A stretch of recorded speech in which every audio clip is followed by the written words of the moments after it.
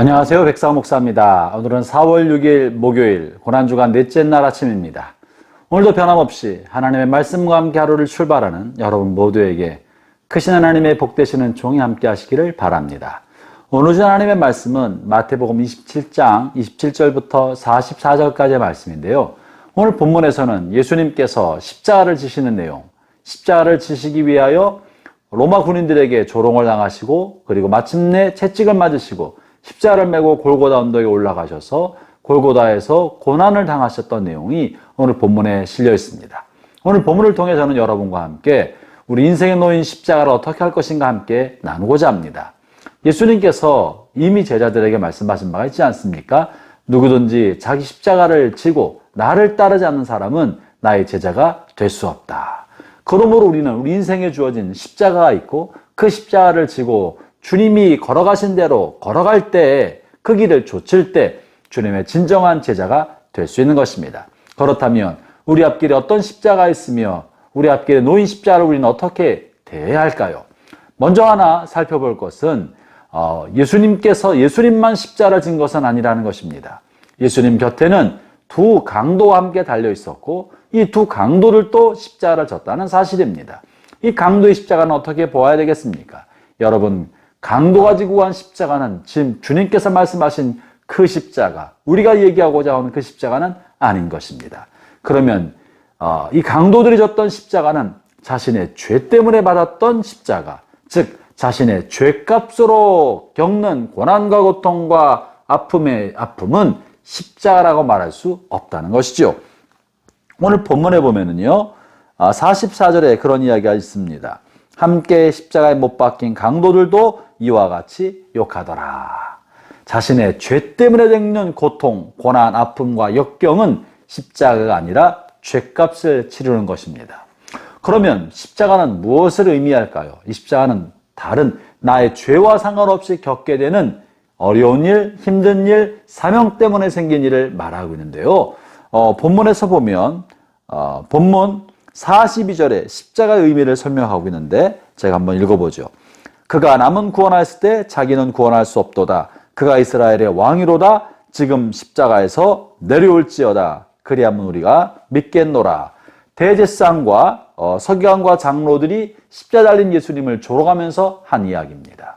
십자가의 의미는 뭡니까? 다른 사람을 구원하고 자기가 지는 고난과 고통, 아픔인 것입니다. 내가 이것을 안 할 수도 있음에도 불구하고 나의 십자가가 주는 의미는 다른 사람을 구원하거나 다른 사람에게 선을 행하거나 다른 사람을 향한 사랑과 섬김을 실천하기 위하여 그것이 내게 맡긴 사명이기 때문에 감당하면서 겪는 고난과 고통, 아픔인 것입니다. 십자가는 결코 나 자신의 죄로 인해 생긴 결과가 아니라 다른 사람을 구원하고 섬기고 사랑하고 그를 돌보기 위한 사명 때문에 생긴 고통과 아픔, 이것이 십자가라는 것이죠. 오늘 본문에는 이 십자가를 지고 하는 두 사람, 우리가 생각해 볼 만한 두 종류의 다른 사람의 이야기가 나오는데요. 이걸 통해 여러분의 삶의 십자가를 한번 생각해 보시기 바랍니다. 먼저 32절을 보죠. 32절에요. 어떤 사람이 등장하는데요. 읽어보겠습니다. 나가다가 시몬이란 구레네 사람을 만나매 그에게 예수의 십자가를 억지로 지고 가게 하였더라. 이 내용 무슨 말입니까? 예수님께서 이미 너무나 많은 채찍을 맞으셨습니다. 로마 군인에게 모진 채찍을 맞으셔서 살덩이가 다 떨어져 나갈 만큼 맞으셨기 때문에 예수님의 힘으로 십자가를 지고 골고다 언덕까지 올라갈 수가 없었던 것입니다. 그래서 가다가 쓰러지고 하였죠. 놀라운 사실은 예수님을 사랑한다고 했던 12명의 제자들, 예수님이 죽으심까지 끝까지 따라가겠다고 했던 베드로나 예수님 곁에서 예수님을 가장 사랑하고 예수님의 가장 많은 사랑을 보여주었던 사도 요한이나 그 누구도 예수님이 신문당하시고 십자가를 지실 때까지 예수님을 변호하거나 예수님을 도와준 사람은 단 한 사람도 없었습니다. 심지어 예수님이 십자가가 무거워서 가다가 쓰러지는 일을 반복하고 버거워할 때도 아무도 그 곁에 다가와서 예수님과 함께 십자가를 지려고 예수님을 도와주려 했던 사람이 아무도 없었습니다. 오직 한 사람만 예수님의 무거운 십자가를 대신 지고 골고다까지 올라갔죠. 그 사람이 바로 본문에 나와 있는 구레네 사람 시몬입니다. 그런데 생각해 볼 것은요, 이 구레네 사람 시몬은 자기가 자의로 자발적으로 예수님의 십자가를 진 것이 아니라는 것입니다. 구레네는 팔레스타인 벗어나서 있는 이방 지역에 있었던 동네입니다. 다시 말하면 이 시몬은 디아스포라, 고향을 떠나 살았던 이주민 유대인이었던 것입니다. 이 유대인이, 이 시몬이 유월절 지키기 위해서 잠시 예루살렘에 올라왔다가 그날 하필 그 시간에 그곳을 지나다가 세상말로 말하면 재수없게 로마 군인에게 걸려서 예수님의 십자가를 대신 지게 되었던 거죠. 그 무겁고 무거운 십자가를 이 산길을 골고다까지 올라갔으니 얼마나 괴로웠겠습니까? 얼마나 고통스러웠겠습니까? 올라가면서 내가 하필 왜 이 길을 들어왔다가 하필 이 시간에 이곳을 왜 지나갔다가 내가 이런 일을 당하나? 하나님도 너무하시지. 이 죄수의 짐을 내가 지다니 내가 무슨 잘못이 있습니까? 나는 이 명절을 맞아 하나님을 예배하러 온 것밖에 없는데 하나님을 예배하려는 나에게 이게 웬일입니까? 하고 원망과 불평을 계속 쏟으면서 골고다까지 올라갔을 것입니다. 구레네 사람 시몬은 예수님이 그리스도이신지 알지 못했고 예수님을 믿는 사람도 아니었습니다. 심지어 오늘 처음 봤는지도 모릅니다. 그럼에도 불구하고 그는 고난당하신 그리스도, 가장 큰 고통을 받고 계신 그리스도, 그의 삶에 절박한 도움이 필요한 그 순간에 예수님을 도와줬던 위대한 사람이 되었던 것입니다. 사랑하는 형제자매 여러분, 우리의 생에 때때로 우리가 원치 않게 억지로 우리에게 십자가가 주어질 수 있습니다.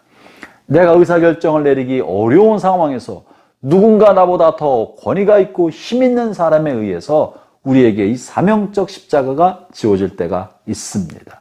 만약 내가 그 시간 그 자리에 없었다면 이 일이 나에게 주어지지 않았을 테지만 하필 그 시간 그 자리에 있었기 때문에 나에게 이 무거운 짐을 맡겨주고 내가 그것을 맡을 때가 있는 거죠. 그 순간은 원망스럽고 왜 나에게 싶지만 여러분이 우리는 잘 모르는 것입니다. 이 모든 것이 다 끝나고 이 사명의 짐을 다 내려놓고 나중에 지나서야 이 짐이, 이 십자가가 무엇을 의미하는지 그제서야 알게 될 때가 있는 겁니다.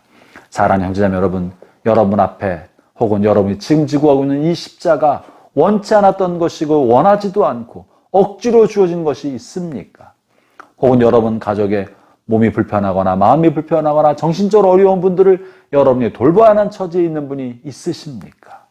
이 십자가 왜 나에게? 이 아이가 태어날 때부터 이 사람이 우리 집에 있을 때부터 원치 않게 억지로 지어진 십자가처럼 주어질 때가 있는 거예요. 언제 일이 끝날지 알지 못합니다. 왜 일이 나에게 주어졌는지 알 길이 없습니다. 그러나 십자가는 나를 위한 것이 아니라 다른 사람을 섬기고 돕기 위하여 내게 사명으로 주어진 것입니다. 비록 억지로 지고 간다고 하여도 그 끝은 하나님의 사명의 성취에 있는 것입니다. 우리는 지금 모르지만 다 지나고 나면 하나님께서 맡겨주신 십자가고 하나님께서 수없이 많은 사람들 중에 예수님의 사랑하는 제자들이 다 떠난 그 시간에 구레네에서 온 사람 시몬을 선택하셔서 그에게 예수님의 무거운 십자가를 맡겨주시고 예수님의 고난에 동참하도록 그에게 지워주신 것입니다. 그가 알았다면 안 졌겠지만 몰랐지만 주님은 자신의 고난의 동역자로 시몬을 선택해 주신 것이죠. 형제자매 여러분, 여러분이 만약에 억지로 누군가의 무거운 십자가를 지고 있으십니까? 하나님께서 수많은 사람 중에 여러분을 선택하셔서 이 짐을, 이 사랑의 짐을 나누고자 하셨다는 사실을 잊지 마십시오. 그것이 바로 구레네 사람 시몬이 졌던 십자가인 것입니다. 두 번째 예수님을 보면요. 예수님 십자가에 오르셔서 온몸의 피를 다 쏟으셔서 극도의 갈증을 느끼셨습니다.